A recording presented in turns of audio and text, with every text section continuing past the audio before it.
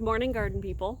On this blindingly bright and warm day in central New Hampshire, pardon the glasses, but I can't see without them. I'm standing here in front of the herb pollinator garden that, as you can see, is not looking all that great.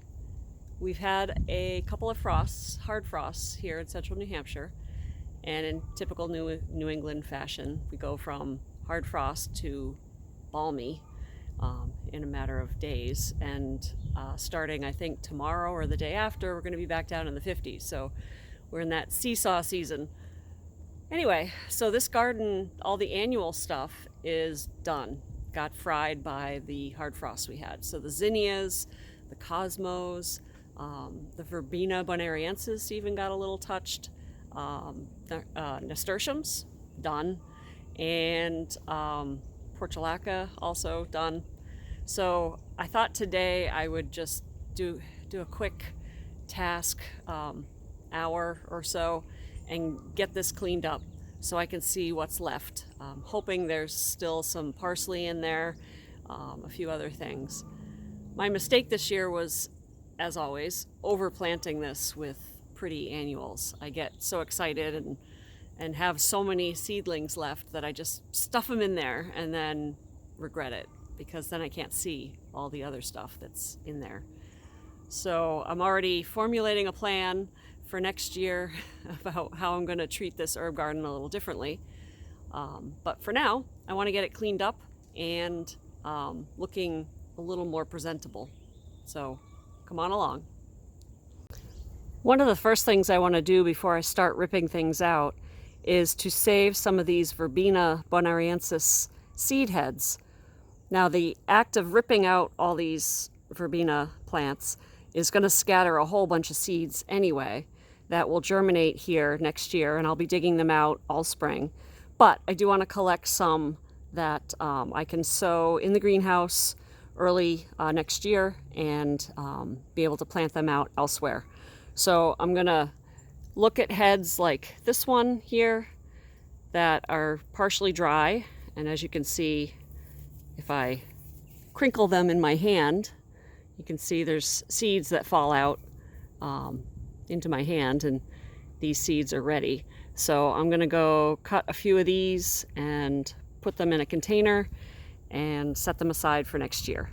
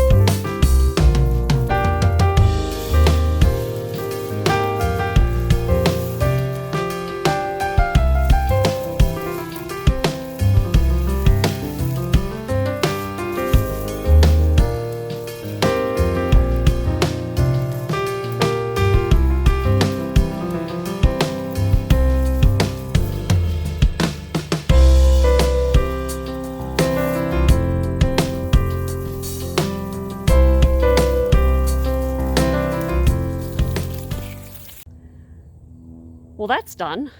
Things are looking a lot different, a lot of bare soil, but there's still a few things growing in here. Let me show you what surprises I found. So over here we have some lavender and a few thyme plants that survived. And really shockingly, this annual salvia that I just stuffed in here, it's still going. I'm not going to pull it yet because if it's, got any pollen or nectar left, I'd like to leave it for the bees. I imagine with the next hard frost it will probably go, but for now I'll leave it in here. As we walk around the side, you can see this massive oregano patch. I'm definitely going to cut this down for next year. Shrink it probably by half. It'll take over this whole area if I let it.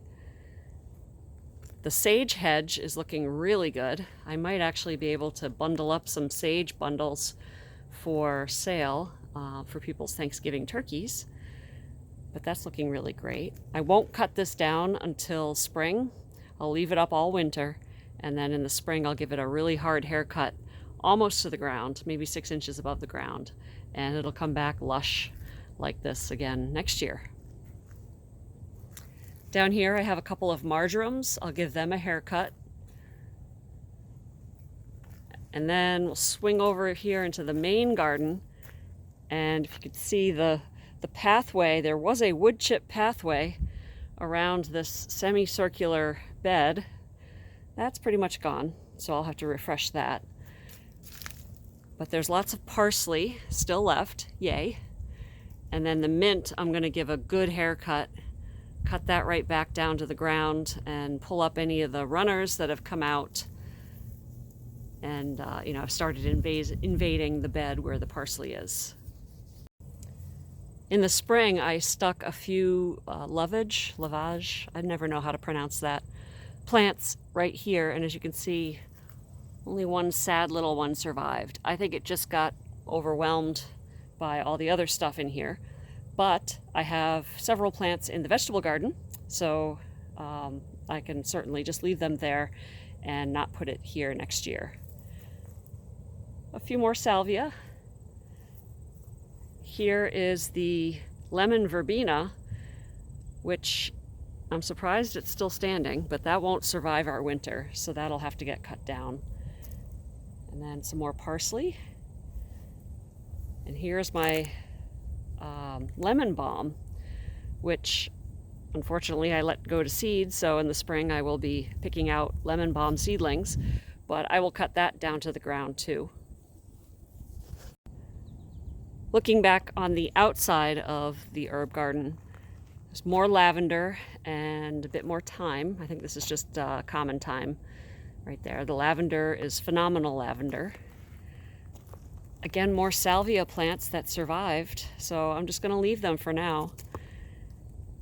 And here is my lemongrass, which won't survive the winter, so I will probably end up yanking that out pretty soon. But for now, I like how it just adds something to the garden. It's really pretty to look at, so I'll leave it there for now. And then more thyme. And back around to all of the chives, the garlic and the regular chives.